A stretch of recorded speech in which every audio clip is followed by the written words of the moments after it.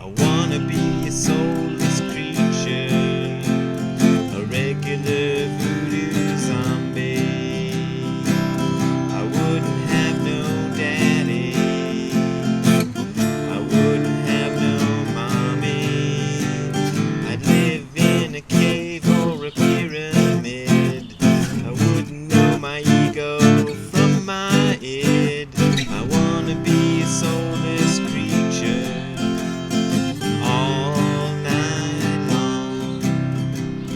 I wanna be a soulless creature, like in a bijou double feature. I wouldn't need no teacher, much less a preacher. I live in a cave or a pyramid. I wouldn't know my ego from my id.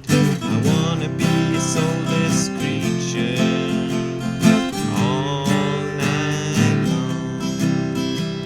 I wanna be a soulless creature, a regular voodoo. All right, hello there, thrill seekers and seekers of fun and excitement and adventure. I wish I knew who wrote that song. Okay, here's the deal. In my memory, that song is something I heard a band play back in the old hardcore punk days. And we used to have different people kind of come on and do things between bands back in those days. And one of the groups was called Black Shoe and Buckle, and they were sort of a parody country group. 2 or 3 people, one of whom was Rob Lightbody, who later went on to be in the band Dink, who had some hits in the early 90s, and you might remember them.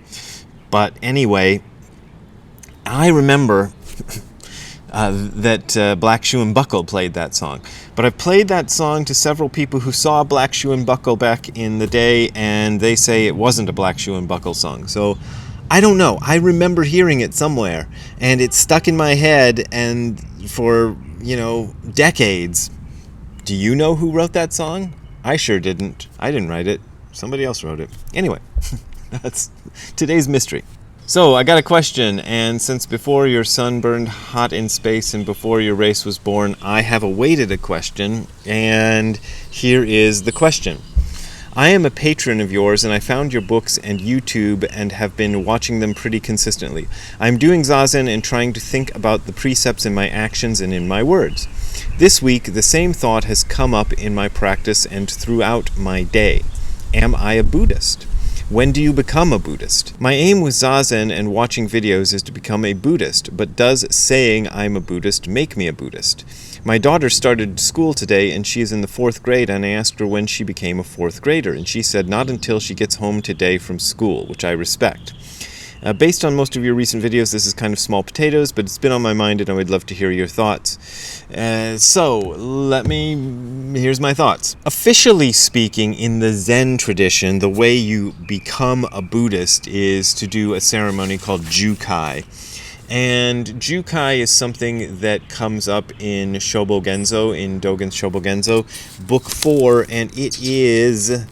Let me make sure I tell you right. It is the second to last chapter. The essay called Jukai doesn't have a date, and for whatever arcane reasons scholars do what they do, they decided to put it as second to last, but it's among all the other undated pieces of writings that he left behind. The chapter Jukai is really short and simple. Basically, all it says is he goes on in some very flowery language at the beginning of the piece to basically say you gotta have Jukai. Jukai is really important. Jukai is really great. All the great masters of the past did Jukai. It's wonderful and it's fantastic. And then he tells you what jukai is. And reading this chapter, I realized that the ceremony that Nishijima Roshi used to do as jukai is basically, he just took it right out of this chapter of Shobogenzo, because Nishijima Roshi was a real purist and believed basically the things that Dogen said are the way we should do it. And he didn't really believe in doing all of the other stuff that the Soto Shu developed after Dogen. Soto Shu being the group that sort of feels that they represent Dogen here on Earth today, although I don't really think they represent Dogen at all. But anyway, he didn't either, and he didn't really follow their stuff. So Jukai is essentially a public vow to live by the Buddhist precepts. That's pretty much all it is. And taking a public vow can be a significant thing. I wrote about this in one of my books. I think it's There Is No God and He Is Always With You, but I won't swear to it. But I have a friend, an American, who moved to Japan at about the same time I moved to Japan. I think he maybe got there 6 months or a year earlier. But he started working in the Japanese monster movie industry like me. He's about the only other person who's kind of been inside of it who's not Japanese, that's at least as far as I know. And he told me a story once about just before he came to Japan, he was really kind of at his wit's end of trying to figure out what to do with his life, and he seriously, very seriously considered joining the military, to the point where he went to, I don't know exactly what it's called, but the thingy that you have to do to actually join up. And he described it like this. He said that when you get there, everybody was really nice to him, really polite, explaining to him what was going to happen and you know how life was going to be in the military and what he was going to have to do. And there was this big, maybe they showed him some movies and stuff, and they kind of got him ready for it.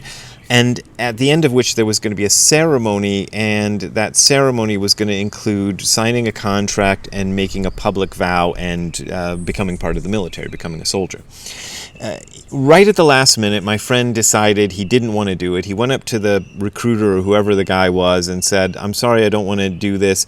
And the guy said, "No worries." And for reasons I can't remember, my friend decided he was just going to stick around till the end, even though he wasn't going to participate in it. So he stuck around and he watched what happened, but he wasn't participating in it. So everybody else went into this room, and I guess my friend followed and watched, and they took a public vow, and they put their hands up and they swore allegiance to the United States of America and said that they were going to be, swore allegiance to the military.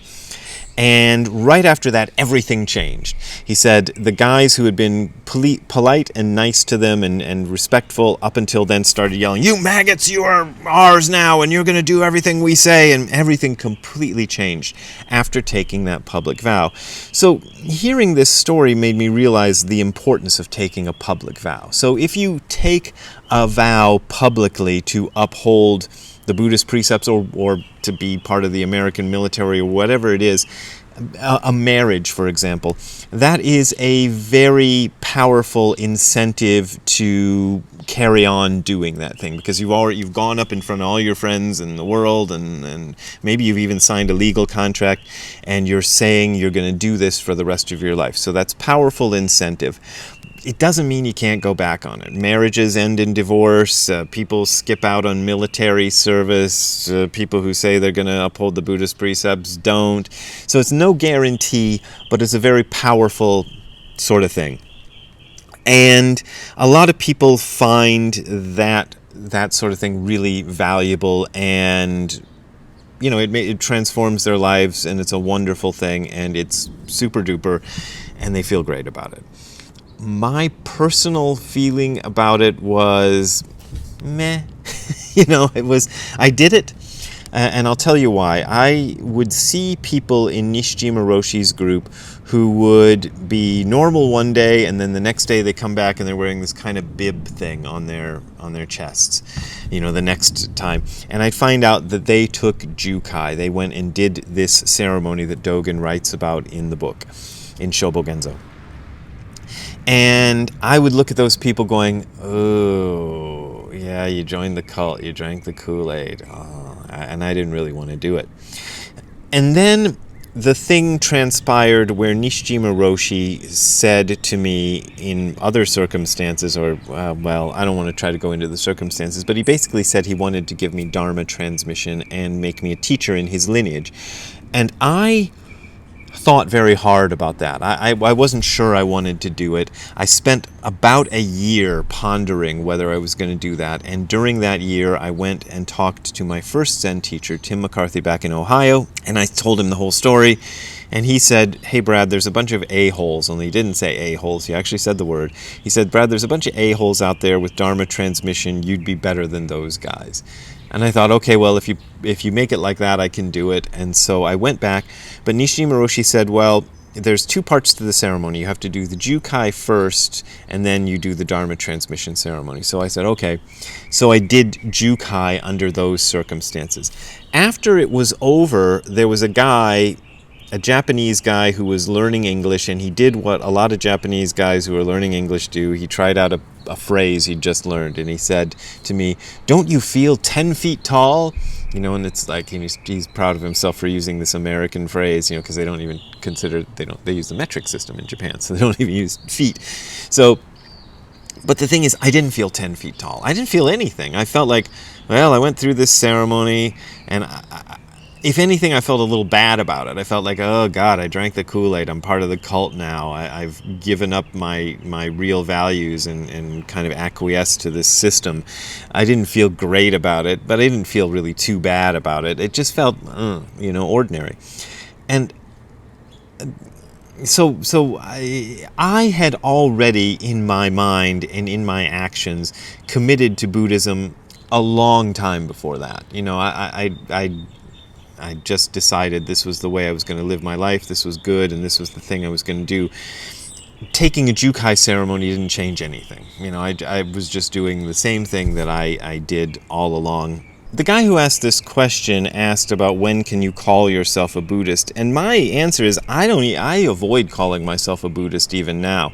If I meet people who I've never met before, I don't introduce myself and say, "Hi, I'm Brad, I'm a Buddhist." I don't try to work it into conversations. I actually try to avoid the topic because I find it a little bit uncomfortable. Of course, a lot of people know me for my work, so I'm already out, so I can't really deny it among those people. But occasionally I'll meet somebody who doesn't know who I am or what I do for a living, and they'll be like, "Hi, I'm a Buddhist." And I just usually kind of go, "Okay, you're a Buddhist. That's kind of nice." I don't engage with it. I don't call myself a Buddhist unless I kind of have to. Tim McCarthy, my first teacher, said, look, if somebody held a gun to my head and said, "Tell me what religion you are or I'll shoot you," I would say, "Okay, I'm a Buddhist." Otherwise, I don't really talk about it. And that's kind of the thing. I don't really care, I don't really care to tell the world I'm a Buddhist. The only time I found it kind of useful to tell people I was a Buddhist is when I lived in Japan. I don't drink. I don't drink alcohol, and in Japanese culture, there's a really strong kind of push to drink, especially if you're in a social situation. People will really, really put the peer pressure on you hard. And I found that if I said "Watashi wa Bukkyo desu," if I said I am a Buddhist, they would leave me alone, and they didn't try to convince me to drink. So in Japan, I often said I'm a Buddhist in order to avoid having to drink. But that's the only time I found it useful to tell people I'm a Buddhist. As far as I'm concerned, you can tell people you're a Buddhist whenever you want to. If you feel like you're a Buddhist, then you are a Buddhist. I don't know what barriers you have to cross to tell people you're a Christian or a Muslim or a Jehovah's Witness or whatever. Maybe there's an official ceremony for groups like Jehovah's Witnesses or Mormons or groups that have kind of a system like that. But I think in general, you're just whatever religion you claim to be. I don't really find anything like you have to do. But let's just go through quickly what the jukai ceremony is. This chapter leaves out a lot of the little dance moves that you have to do. There's a certain part where the teacher gets up and circles the student 3 times while reciting something, and there's parts where you sit on a chair and you stand up from the chair. And another thing that usually happens is you'll get a new fake name. Mine was Odo. It's in Japan, the custom is whatever your given name is, your new fake name is your given name, only pronounced in the kind of faux Chinese old-fashioned style. So Nishijima Roshi's actual given first name is Kazuo, but he became Wafu as a Buddhist, and it's because of the kanji, the Chinese characters used to spell out Kazuo, can also be pronounced Wafu. So that's it. In America, it's usually more thought out. America and Europe, I assume they do the same thing. I usually tried to do, when I did do jukai, and I haven't done one in years, I always tried to give somebody a name that sounded as close as possible to their given name and had some kind of meaning to it. That's about all I did. But what you would do is you make these vows. You vow to take refuge in Buddha, Dharma, and Sangha, and you vow to observe the rules of observe the rules is what it says here. Basically, observe the rules of good society and just be a decent person. And then the third is, you vow to be of benefit to all beings. Sorry, I cut out a whole bunch of the video there because I couldn't find it. You vow to save all beings, to help everybody. And then you take the 10 precepts, and the 10 precepts are listed here as do not kill, do not steal, do not lust, which is sometimes given as don't misuse sexuality. Nishijima Roshi tended to give it as don't desire too much. Number 4, do not lie. Don't sell liquor, often given as don't drink liquor or don't become intoxicated. Number 6, don't discuss the transgressions of bodhisattvas and lay people. Usually, or the version I prefer was the one I heard from Kobanchino, which turns out to be pretty ancient, which is no speaking of past mistakes. So no speaking of your own past mistakes or others' past mistakes. Let's see, number 7, don't praise yourself and criticize others. 8, don't begrudge the Dharma or material possessions. 9, don't give way to anger. And 10, don't insult the 3 treasures, Buddha, Dharma, and Sangha. And basically, you do this ceremony in which you say each one 3 times and vow 3 times to follow it. And then you're a Buddhist. Bada bing, bada boom.